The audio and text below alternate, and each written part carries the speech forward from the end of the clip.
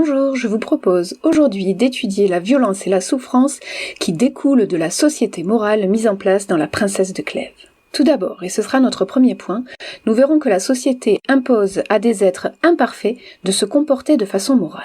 Les individus qui ne peuvent s'élever à la hauteur des exigences morales posées par cette société sont condamnés à souffrir et à faire souffrir. Tout d'abord, la perfection de l'apparence est exigée. Tout le monde est beau, c'est ce qu'indique la première phrase du roman. C'est également l'une des caractéristiques principales de la princesse de Clèves. Elle est une beauté parmi les beautés. On peut citer la phrase « C'était une beauté parfaite puisqu'elle donna de l'admiration dans un lieu où l'on était si accoutumé à voir de belles personnes. » Par ailleurs, Madame de Chartres impose à sa fille une morale stricte et une idée du mariage stricte. Quand Madame de Clèves découvre qu'elle n'est pas à la hauteur de ses principes, elle fait souffrir à la fois son mari, qui en meurt de douleur, et le duc de Nemours, qu'elle refuse d'aimer. Dans un deuxième temps, on peut voir comment les mœurs polissées, élégantes, cachent en réalité un sentiment aussi peu glorieux que la haine. La politesse, les mœurs élégantes peuvent cacher de l'animosité. Il existe une contradiction certaine entre la bienséance manifestée en toutes circonstances et la violence des actes.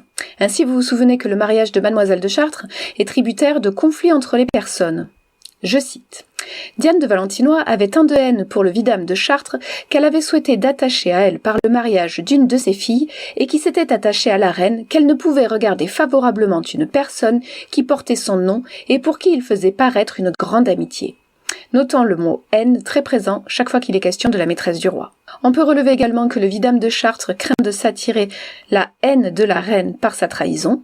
Et dans un dernier point, on peut se souvenir aussi que la dauphine est extrêmement maltraitée par la reine. Elle subit une véritable tyrannie de sa part. Enfin, on peut voir que les individus sont poussés au vice à cause des contradictions imposées par cette société morale. Nemours en est réduit à effectuer un vol, donc un délit, car il lui est impossible de laisser parler librement son amour. Notons également les mensonges nombreux, ceux de Madame de Tournon, ceux du vidame, ceux du duc de Nemours. Lorsqu'il dit par exemple que c'est Monsieur de Clèves qui a révélé l'aveu qu'elle lui avait fait, ces mensonges découlent d'amour qui ne peuvent être vécus librement et simplement. Monsieur de Clèves, lui, s'adonne à la dissimulation, il en vient à faire espionner sa femme. Les personnages n'hésitent pas également à avoir recours à la manipulation.